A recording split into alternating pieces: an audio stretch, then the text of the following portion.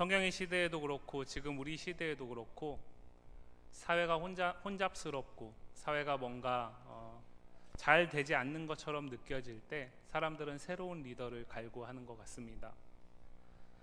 대한민국이 지금 또 다시 이제 일주일 앞으로 또 많은 지도자들을 뽑는 선거를 앞두고 있고, 또 그 선거를 통해서 뭔가 더 긍정적이건 부정적이건 뭔가 더 나을 것이다 라는 기대를 사람들은 하고 있는 것 같습니다. 오늘 성경에 나오는 이 이스라엘 백성들도 사무엘이 사사로 하나님의 통치를 하는 시대 속에서 무엇인가 그들이 뭔가 마음에 차지 않았던 것이 있었던 것 같습니다. 그리고 이것으로는 뭔가 좀 부족하다라고 생각한 것 같습니다. 그래서 왕을 요구하기 시작합니다. 하나님은 그들에게 그 왕을 요구하는 이스라엘의 요청을 분명히 옳지 않다라는 사실을 말씀하시면서도 결국에는 들어주시죠. 들어주실 뿐만 아니라 그 모든 과정을 하나님이 주도적으로 주권적으로 이끌어 가십니다. 그리고 이스라엘 백성들이 이 사울이라는 왕이 기름 부음을 미스바에서 받고, 성경에선 말하지 않지만 한 달여 정도의 시간이 지난 이후에 길르앗 야베스에서 암몬 사람의 침략, 위협을 압제를 받을 위기 가운데 처했다라는 소식을 듣고 사울이 분연히 일어나서 이스라엘 온 족속, 성경은 33만 명의 군대를 형성해서 그 길르앗 야베스를 암몬으로부터 구원해낸 사건을 오늘 본문 앞에 이야기합니다. 그리고 그것을 통해서 사울은 스스로 왕이 되기에 자기가 충분한 자격이 있다라는 사실을 온 이스라엘 백성들에게 증명하게 되고, 반신반의했던 무리들까지도 설복시키게 되죠. 그래서 아마 이스라엘 백성들은 우리가 참 왕을 구하기를 잘했다, 이렇게 생각했을 것입니다.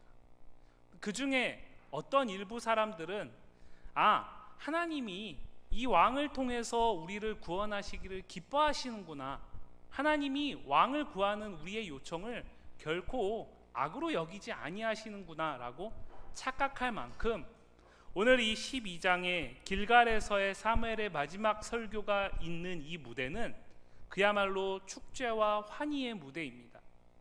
그들이 그렇게도 원했던 왕이 세워졌고, 그 왕이 그들이 원하는 그 역할을 감당했다라는 사실을 모든 사람들이 목도한 상황 속에서 지금 연극으로 표현을 하자면 사무엘은 모든 사람들의 관심 밖에서 조용히 단상에 올라서 그곳에서 나지막하게 말을 전하고 있는 것입니다. 오늘 말씀은 사무엘의 마지막 설교라고 얘기합니다. 그러나 오늘 본문 이후에 사무엘이 역할이 완전히 사라지는 것은 또 아닙니다. 단지 사사를 통해서 하나님이 이스라엘을 통치하셨던 시대가 이제 끝나고, 그들이 원했던 왕을 통해서 이스라엘이 통치받는 시대가 시작되기 때문에 사사가 지도자의 왕의 역할을 감당했던 그 부분의 역할이 끝난다라는 것이죠. 그런 의미에서 오늘 본문은 사무엘의 마지막 말, 마지막 설교라고 할 수 있습니다. 마지막 당부라고도 할 수 있죠. 사무엘은 작정하고 찬물을 끼얹습니다. 사무엘은 지금 환희와 축제 가운데 있는 사울과 이스라엘 백성들을 향해서 다시 한번 이야기합니다. 너희가 왕을 구한 것은 결코 하나님이 기뻐하는 일이 아니다. 너희가 왕을 구한 것은 하나님이 결코 합당하게 여기는 일이 아니다. 그러면서 그들이 왕을 구했던 이유가 결코 옳지 않다라는 사실을 먼저 지적합니다. 그들이 왕을 구했던 이유는 사무엘상 8장에 보시면 사무엘이 나이가 들어서 늙어감으로써 그의 자녀들에게 사사의 직분이 이양되게 되는데, 그런데 그 사무엘의 자녀들이 뇌물을 받고 재판을 굽게 행함으로써 그것을 보고 이스라엘 장로들이 사무엘에게 나와가지고 당신은 나이가 들었고 늙었고 당신의 자녀들은 이렇게 옳게 재판을 행하지 않기 때문에 우리에게 왕이 필요합니다 라고 얘기를 하면서 시작이 됩니다. 분명히 사무엘의 아들들이 사사의 역할을 감당하기에는 분명히 부족한 것이고 그들의 문제가 있죠. 그러나 오늘 사무엘은 무엇이라고 얘기하냐면, 내가 너희에게 한 번이라도 지금까지 너희에게 빼앗은 것이 있느냐.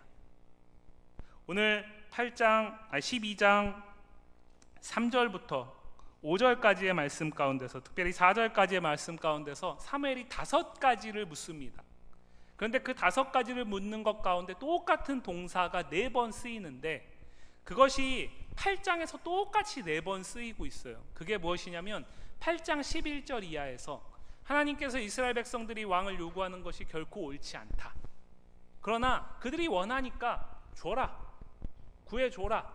그런데 그 왕의 제도가 어떠한 패단을 갖고 있는지를 가르쳐서 알게 해라라는 게 8장 11절 이하에 나오거든요.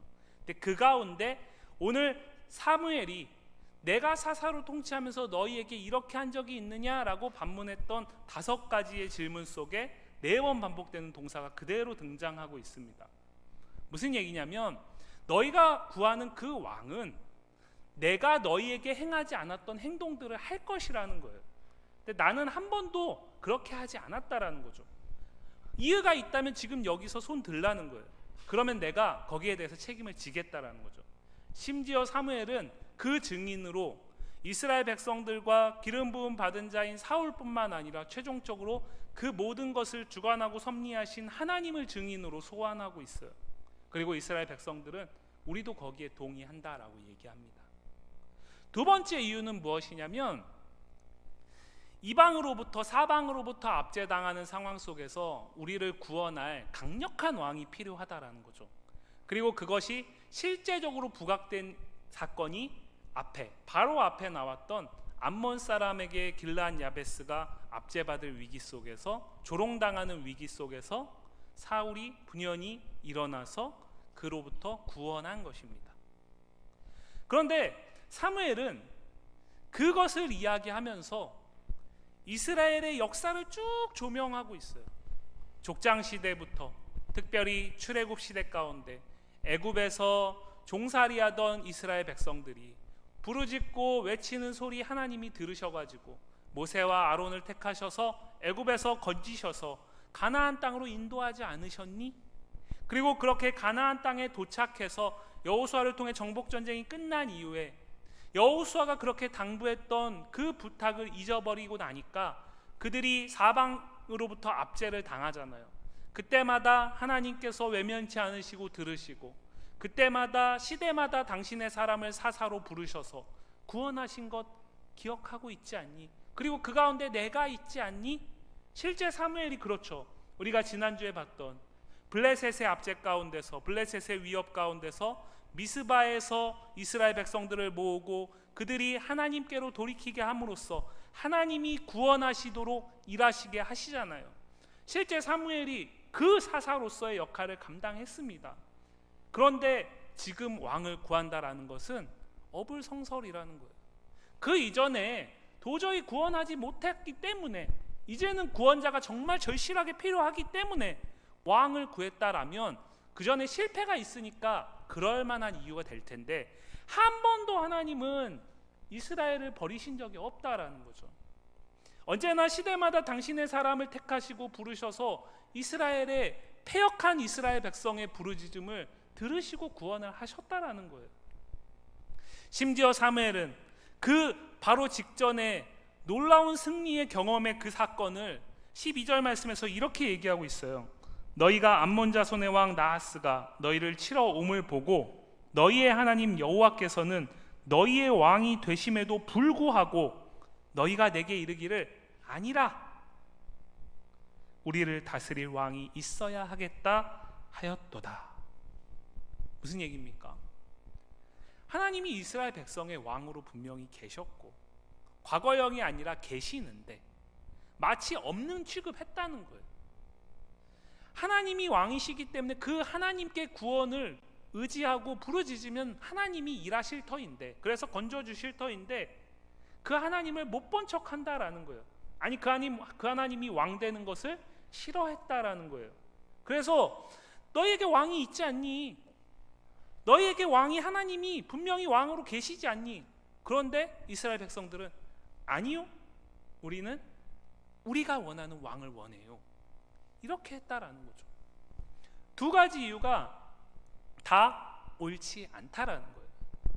두 가지 이유가 그럴듯한 핑계일 뿐 사실은 근본적인 다른 이유가 있고, 오늘 12장의 후반부에서 그것을 사무엘은 무엇이라고 얘기하냐면 너희 안에 하나님 두기를 싫어했다, 기뻐하지 않았다, 그래서 버렸다라고 얘기합니다. 그러면서 우리가 함께 읽었지만 사무엘은 이렇게 얘기해요. 너희가 그렇게 원했으니까 봐, 이제 너희가 택한 왕, 너희가 그렇게도 간절히 원했던 이 왕을 봐. 그런데 만일 이 왕이, 그리고 너희가 이제라도 하나님을 왕으로 대우하고 그래서 하나님의 말씀에 순종하고 그 말씀을 따라 기꺼이 살아간다면 하나님이 너희에게 형통의 샬롬의 은혜를 주실지 모르겠지만 그러나 그렇지 않는다면 너희는 화를 면할 수 없을 거야. 한 번도 성경에서 이렇게 얘기된 부분이 없어요. 만일 너희가 이렇게 한다면 이럴 것이다, 그러나 이렇게 한다면 이럴 거야, 이렇게 얘기하지, 만일 너희가 이렇게 좋게 한다면 모르겠지만 이런 의구심을 가진 표현을 쓰지 않습니다. 사무엘은 전혀 기대하지 않고 있어요. 사무엘은 전혀 기대하지 않고 있습니다. 그리고 이건 하나님도 마찬가지라고 얘기를 하는 거예요. 그러고 나서 사무엘이 오늘 내가 지금 사사에서 밀려나가지고 너희의 지도자 자리에서 밀려나가지고 억하심정을 가지고 하는 말이 아니라 하나님도 동일하게 생각하신다라는 것을 증명해 줄게. 지금 16절 말씀인가요? 16절 말씀을 보시면 이렇게 얘기하죠. 너희는 이제 가만히 서서 여호와께서 너희 목전에서 행하시는 이 큰 일을 보라. 그 큰 일은 17절에 나옵니다. 오늘은 밀 베는 때가 아니냐. 내가 여호와께 아뢰리니 여호와께서 우레와 비를 보내사 너희가 왕을 구하니 곧 여호와의 목전에서 범한 죄악이 큼을 너희에게 밝히 알게 하시리라. 밀 베는 때가 아니냐. 그러니까 밀을 추수할 때라는 거죠. 농사를 지어보신 우리 성도님들은 아시겠지만 추수를 앞두고 우박이 내리고 비가 쏟아지면 망하는 거잖아요. 그죠? 나아가서 이스라엘 역에서 이스라엘의 이 중동의 상황 속에서 밀 베는 때는 건기거든요. 그러니까 비가 오지 않습니다. 그럼 이때 비가 온다라는 것은 무슨 의미일까요? 하나님의 전능하심이 아니시면 불가능하다라는 얘기를 하는 거예요. 이게 더 확실한 건 무엇이냐면 오늘 16절에 나오는 너희는 이제 가만히 서서 그가 행하시는 큰 일을 보라. 이 표현은 출애굽한 이스라엘 백성들이 뒤에서는 애굽 군대가 쫓아오고 앞에는 홍해가 가로막고 있는 진퇴양난의 상황 속에서 그들의 지도자로 함께하고 있는 모세를 향해 원망을 쏟아낼 때에, 즉 하나님의 구원하심을 신뢰하지 못할 때에 하나님께서 모세를 통해서 이제 내가 너희 가운데 행하실 큰 일을 보라. 그러면서 홍해를 가르사 이스라엘 백성들은 건너가게 하시고 애굽 군대는 수장하신 그 사건이 있기 전에 하신 말이거든요. 그러면 이 얘기는 무슨 얘기입니까? 너희가 나를 왕되기를 기뻐하지 않아서 나의 구원을 기대하지 않고 신뢰하지 않으니까 지금 내가 너희의 왕이란 사실을 분명하게 증명해 줄게. 그러면서 이 이적을 사무엘이 하나님께 구했더니 그날에 즉시를 얘기합니다. 즉시 하나님이 응답하셨어요. 그러니까 이스라엘 백성들이 이제 혼비백산이 된 거죠. 하나님을 두려워합니다. 왜요? 사무엘이 얘기한 게 뭡니까? 너희는 왕을 구하는 죄를 졌어. 하나님이 그거 안 기뻐해. 그 얘기는 무슨 얘기예요? 재앙을 피할 수 없다라는 거죠. 진노를 받아도 할 말이 없다라는 거예요. 그래서 사무엘에게 구합니다. 뭐라고 구할까요? 20절 말씀 보실까요? 19절 말씀 보시죠. 모든 백성이 사무엘에게 이르되 당신의 종들을 위하여 당신의 하나님 여호와께 기도하여 우리가 죽지 않게 하소서. 우리가 우리의 모든 죄에 왕을 구하는 악을 더하였나이다. 늦었지만 자신들이 죄를 지었다라는 사실을 자복하고 있어요. 그런데 이것조차도 온전한 자복이라고 보기는 어렵습니다. 왜냐하면 이 자복 가운데서도 이스라엘 백성들은 하나님을 뭐라고 얘기를 하죠? 당신의 하나님. 누굽니까? 우리의 하나님이 아니라 지금 이 말을 하고 있는 사무엘의 하나님이라고 얘기를 하는 거죠. 당신의 하나님, 그 하나님께 지금 재앙을, 당신이 기도할 때 재앙을 내리신 그 하나님께 우리를 구원하실 수 있도록 우리 대신 기도해 달라는 거예요. 여전히 이들에게 하나님은 왕이 되지 못하고 계십니다.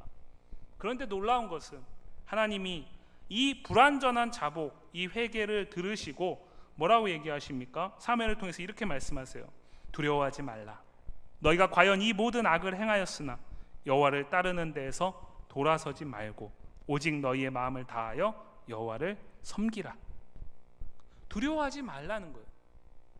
재앙을 내리시지 않겠다라는 거죠. 죄에 대한 책임을 묻지 않으시겠다라는 거예요. 지금까지 그 패역함을 잊으시겠다라는 거예요. 이제라도 너희가 원해서 세워진 이 왕과 함께 실제적으로 여전히 너희의 왕으로 있는 나를 인정하라는 거죠. 그것이 무엇입니까? 너희의 마음을 다하여 여호와를 섬기고 여호와를 따르는 데서 돌아서지 않는 거예요. 그리고 이것은 후반부에서 여호와 하나님을 경외하고 마음을 다하여 진실하게 섬기는 거예요. 그리고 이것은 여호와의 말씀을 듣기를 기뻐하고 그 말씀을 순종하는 거예요. 즉 왕이신 하나님의 리더십에 주권에 순복하라는 거예요. 죄악으로 인해서 잉태된 왕이라는 제도 속에서 하나님은 여전히 이스라엘 백성들을 향한 구원의 길을 열고 계세요. 그리고 사무엘은 결국에 너희가 왕을 요구한 이유는 이거라는 거예요. 너희가 하나님의 주권을 거부한 거라는 거예요. 하나님의 주권을 거부한 이유가 무엇일까요? 자신들의 욕망대로, 자신들의 욕심대로, 자신들이 원하는 대로 살아갈 수 없기 때문에 하나님이 왕 되시는 것을 거부하는 거죠. 세상의 왕은 자신들을 압제하고 자신들의 것을 빼앗아가긴 하지만 그러나 결국에는 그 왕은 자신들의 욕망을 실현해 줄 수 있다라는 기대가 있는 거예요. 그리고 실제로 암몬 사람 나하스 왕, 암몬 사람과 길르앗 야베스의 그 전쟁 과정 속에서 사울은 그거를 증명했습니다. 그렇기 때문에 조금 불편함이 있지만 시시콜콜 귀찮게 하고 실제적으로 별다른 유익이 없어 보이는 하나님을 왕으로 섬기는 것보다 이방의 강력한 군주와 같은 왕을 둬서 이방의 압제로부터 지킴을 받을 뿐만 아니라 이방 나라들을 침략하고 정복하고 큰 나라를 이루는 것, 그것이 훨씬 더 낫다라고 생각한 거죠. 결국 이스라엘의 욕심이 하나님의 왕됨을 거부한 겁니다. 그리고 그렇기 때문에 사무엘은 그 하나님의 왕됨을 거부한 욕심이 우상 숭배와 연결되고 있다라고 얘기를 하는 거죠. 이스라엘 백성들이 가나안 땅에 들어가기 전에 하나님께서 모세를 통해서 이스라엘 백성들에게 얘기하신 것은 그 땅에 들어가 가지고 진멸하라는 거였어요. 왜냐하면 그 가나안의 문화가 이스라엘에게 스며들면 안 되니까요. 농사를 지어보지 않은 이스라엘 백성들의 입장에서 가나안 땅에 들어가서 농사를 지을 때 방법을 모르잖아요. 그러니까 자연스럽게 그 땅의 원주민들이 농사를 어떻게 짓는지를 보고 따라할 수밖에 없어요. 그런데 그들의 농사에는 바알과 아세라라는 우상의 배후가 있습니다. 그렇기 때문에 하나님은 그것을 따르지 말라고 얘기를 한 거예요. 그 방법은 결국에는 죽이는 방법밖에 없어요. 남겨놓으면 결국에는 따라하게 돼 있거든요. 그런데 그 명령을 따르지 않습니다. 왜요? 하나님이 주권적으로 행하신 일을 받아들이게 될 때 그 이유가 너무나 막막한 거예요. 방법을 모르잖아요. 그리고 하나님이 진멸하라고 했는데 일부 속여가지고 화친한 족속이 있잖아요. 성경을 보면 그 족속을 진멸하지 않고 이스라엘이 종으로 삼아가지고 그들이 부렸다라고 얘기를 하거든요. 그게 더 편하게 여겨진 거예요. 그러니까 결국에 판단의 기준이 나의 생각과 나의 욕망이 있을 때 하나님의 왕되심을 거부할 수밖에 없는 거예요. 그리고 이것은 필연적으로 죄일 수밖에 없어요. 왜냐하면 죄의 본성이 하나님을 거부하거든요. 죄의 본성이 하나님을 거부해서 나를 그 왕의 자리에 두기를 기뻐하거든요. 오늘 이스라엘 백성들은 그러한 근본적인 이유를 가지고 왕을 요구하고 있는 거예요. 그래서 하나님은 그 중심을 아시기 때문에 그것이 너희에게 죄악을 더한 것이다라고 사무엘을 통해 분명하게 지적을 하는 것입니다. 그러나 참 감사한 것은 이 하나님이 이들을 진멸하기를 기뻐하지 않으신다라는 거예요. 그 이유를 말하고 있어요. 23절 말씀 보실까요? 22절과 23절 말씀 보겠습니다. 여호와께서는 너희를 자기 백성으로 삼으신 것을 기뻐하였으므로 여호와께서는 그의 크신 이름을 위해서라도 자기 백성을 버리지 아니하실 것이요 나는 너희를 위하여 기도하기를 쉬는 죄를 여호와 앞에 결단코 범하지 아니하고 선하고 의로운 길을 너희에게 가르칠 것인즉. 하나님이 왜 이들을 진멸하지 않으신다고요? 이들이 그럴 만하기 때문에? 아닙니다. 이들은 분명히 심판받아 마땅합니다. 그러나 누구 때문에요? 하나님 자신 때문에요. 하나님 자신 때문에요. 하나님이 그들을 자기 백성 삼으신 것을 기뻐하신 이유가 무엇입니까? 그들이 기뻐할 만한 이유가 있어서요? 아니죠. 하나님이 주권적으로 택하셨어요. 하나님이 그들의 왕이 되시겠다라고 결정하셨어요. 그렇기 때문에 그들은 하나님의 백성이 된 거예요. 그것을 이야기하는 것입니다. 그래서 하나님이 당신의 기뻐하시는 뜻을 따라 선택하셨기 때문에 그들의 패역함으로 인해서 책망할 수 있지만 망하게 하지 않으시겠다라는 거예요. 그를 통해서 하나님이 얼마나 신실하신지, 그를 통해 하나님이 얼마나 자비하신지, 그를 통해 하나님이 얼마나 의로우신지, 하나님이 누구신지 자기 이름을 위하여서 이스라엘 백성, 당신이 주권적으로 기뻐하신 뜻을 따라 선택한 백성을 끝까지 구원하시겠다라는 얘기를 하는 겁니다. 그리고 이 말씀은 시편 기자가 시편 23편에서도 동일하게 하고 있어요. 우리가 잘 알고 있는 시편 23편, 여호와를 나의 목자라고 노래합니다. 목자 대신 여호와께서는 푸른 초장 쉴 만한 물가로 인도하시죠. 그러나 푸른 초장 쉴 만한 물가로만 인도하지 아니하세요. 때로는 내가 사망의 음침한 골짜기를 지날 때도 분명히 있습니다. 그러나 그때에도 두려워하지 않고 그가 나를 구원하실 것을 기대할 수 있는 이유를 시편 기자는 시편 23편 3절 말씀에서 자기 이름을 위하여 의의 길로 인도하시기 때문이다 라고 얘기를 하고 있어요. 하나님이 우리를 구원하시는 것, 하나님이 오늘 이스라엘 백성의 폐역 가운데서 이들에게 왕을 허락하시고 그들에게 여전히 구원의 새로운 가능성의 길을 열어주시는 이유는 하나님이 신실하시기 때문이에요. 하나님이 사랑이 풍성하신 분이시기 때문이에요. 하나님이 그의 이름을 스스로 높이셔야 하기 때문입니다. 그걸 알기 때문에 사무엘 역시 이들의 요청이 옳지 않은 것을 알지만, 마뜩치 않은 것을 알지만 지금껏 순종함으로 나아왔던 것이에요. 그리고 사울을 왕으로 세우는 그 자리에 늘 있었습니다. 그리고 오늘 마지막 당부 가운데서도 이제 나는 너희를 위하여 기도하겠다라고 얘기를 하고 있는 거죠. 그리고 그 기도를 멈추는 것은 여호와 앞에 죄 짓는 것이다라고 얘기하고 있어요. 왜요? 사무엘이 우려하는 것처럼 이스라엘 백성들은 금방 잊어버릴 거거든요. 금방 잊어버리게 되면 다시 이들은 진노를 피할 수 없게 되거든요. 다시 고난을 겪게 되거든요. 근데 그것을 하나님도 기뻐하지 않고 사무엘도 기뻐할 수가 없는 거예요. 그렇기 때문에 기도한다라는 거죠. 무엇을요? 이들이 하나님의 왕되심을 인정하고 잊지 않도록요. 이들이 왕되신 하나님께 순종할 수 있도록요. 그리고 그래서 하나님의 하나님 되심을 만방에 드러내는 하나님의 이스라엘이 되도록요. 기도하겠다라는 거예요. 기도만 하지 않습니다. 사무엘 뭐라고 얘기합니까? 선하고 의로운 길을 너희에게 가르칠 것이다 라고 얘기를 하고 있어요. 때로는 어긋난 길을 갈 때에 침묵하지 않겠다라는 거예요. 어긋난 길을 갈 때에 하나님의 말씀을 정말 사자와 같이 쏟아내겠다라는 거예요. 그래서 뒤늦게라도 깨닫고 돌이킬 수 있도록 하겠다라는 거죠. 그냥 버리시는 거, 그냥 침묵하는 거, 그것은 하나님의 가장 큰 진노잖아요. 하나님이 내버려 두시는 것, 그것은 복이 아닙니다. 이스라엘 백성들은 하나님의 개입하심을 귀찮게 여겼어요. 그래서 자신들이 왕으로 세우고 자신들의 뜻대로 움직일 수 있는 왕을 원했던 겁니다. 그러나 사무엘은 그렇게 내버려 두지 않겠다라는 거예요. 비록 너희가 이방과 같은 왕을 보고 그 왕을 요청했지만 나는 이제 하나님이 세우실 이 이스라엘의 왕이 그렇게 통치하도록 버려두지 않겠다라는 거예요. 실제로 사무엘은 그렇게 합니다. 실제로 사무엘은 사울이 옳은 길을 걷지 않을 때, 우리가 뒤에 본문을 보시면 그에게 나아가서 책망하죠. 하나님이 당신을 버렸다라고 얘기하죠. 그것이 끝이다라고 얘기하는 게 아닙니다. 이제라도 깨닫고 돌이키기를 원하는 겁니다. 그 이후에 사무엘을 필두로 해서 이스라엘의 민족 가운데 왕정시대 속의 모든 선지자들은 이제 균형과 견제의 관계 속에서 왕과 관계를 맺습니다.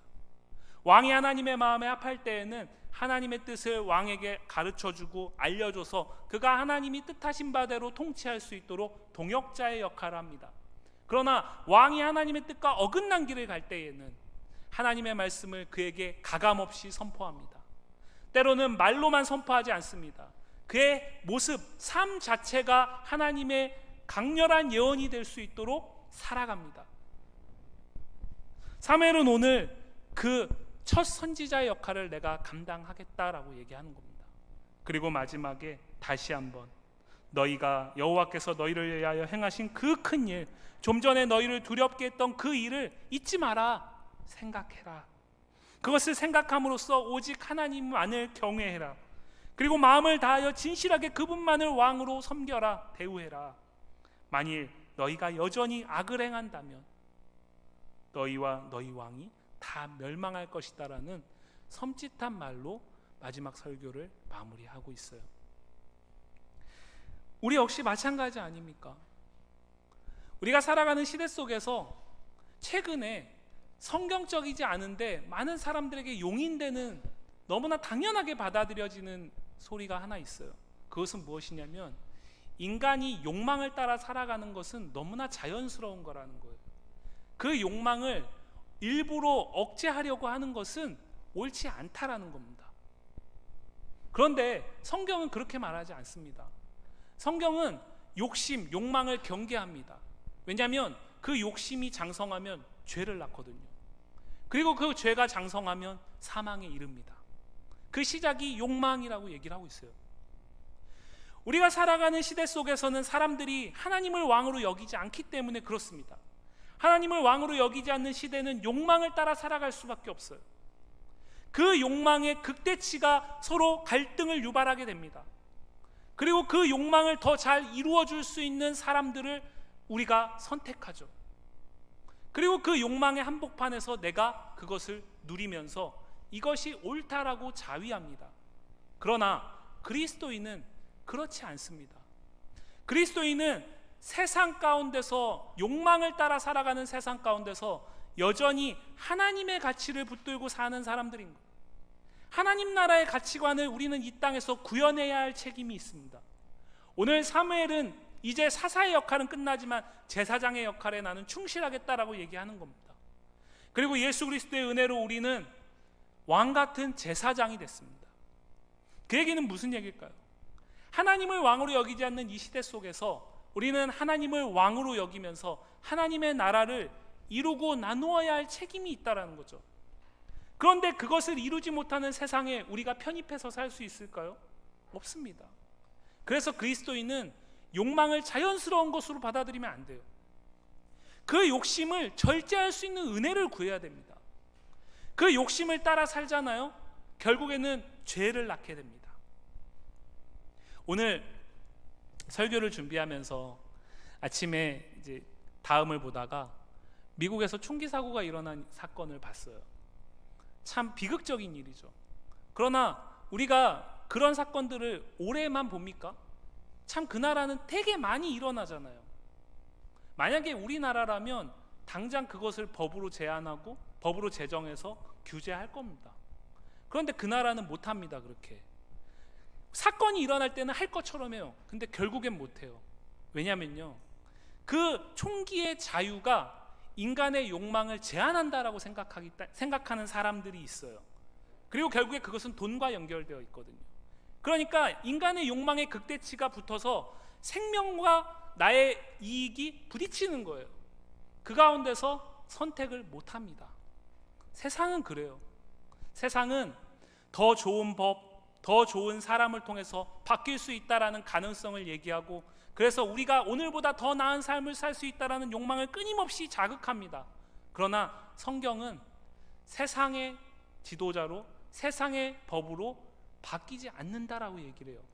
그래서 하나님이 왕 되실 때 그 하나님의 왕 되심을 인정하는 사람들의 삶 속에서 시작된 하나님 나라가 이루어지고 나누어지는 것만이 소망이라고 얘기를 해요. 그렇기 때문에 우리는 오늘 말씀을 통해서 반면교사로 삼아야 됩니다. 우리가 하나님에게 하나님의 왕 되심을 인정하지 않는다라고 고백하지 않습니다. 우리 하나님의 왕 되심을 다 인정합니다. 그래서 우리는 언제나 예배 자리를 사모하고 하나님의 말씀을 묵상하고 그 말씀을 기꺼이 받아들이죠. 그러나 우리가 실제적으로 그 말씀을 따라 사는 문제는 다른 문제예요. 내 생각의 가치관 속에서 하나님 말씀이 나의 욕망을 움직이고 멈추게 하고 억제할 수 있느냐가 중요한 것입니다. 왜요? 결국에는 하나님을 사랑하지 않는 인간은 나를 사랑하게 되거든요. 뒤집어 말하면 하나님을 사랑하는 것이 전심이 될 때에만 인간은 자신을 왕의 자리에서 내려놓을 수 있기 때문에 그렇습니다. 바라기는 오늘 함께하는 우리 성도님들이 오늘 이스라엘이 범하는 이 왕을 구하는 근본의 기저에 있는 이 죄의 본성을 가볍게 여기시지 않으시기를 바랍니다. 그러나 두려워하지 않으시기를 바라요. 오늘 사무엘이 말한 것처럼 하나님은 우리가 그 가운데 그 욕망의 노예로 살아가도록 내버려두지 않습니다. 하나님은 이미 예수 그리스도의 십자가의 놀라우신 은혜로 우리를 사망에서 건지셨습니다. 그렇기 때문에 우리가 경계해야 하지만 두려워하지 않으셔도 됩니다. 오늘 사무엘이 이야기한 것처럼 우리가 기도하면서 하나님의 은혜 가운데 늘 붙들려서 그 말씀의 은혜를 늘 살아갈 수 있는 은혜를 구하면서 살아갈 수 있도록 하나님께서 도우시기를 멈추지 않아야 해요. 그리고 내 욕망이 꿈틀릴 때에 엎드려야 합니다. 하나님, 내 욕심을 따라 살지 않게 하여 주옵소서. 내가 하나님께 내게 심겨주신, 내게 허락하신 은혜의 말씀 가운데서 이 욕심을 멈출 수 있게 하여 주옵소서. 우리는 욕심을 따라가는 세상 속에서 그리스도로서 대안을 제시하는 공동체입니다. 그래서 그리스도의 제자가 되는 것 첫 번째가 무엇입니까? 자기를 부인하는 거예요. 자기를 부인하는 게 뭘까요? 내 안에 욕망을 부인하는 겁니다. 내 욕심을 따라 살아가는 죄의 본성을 부인하는 거예요. 이것에서 실패하지 않으셔야 돼요.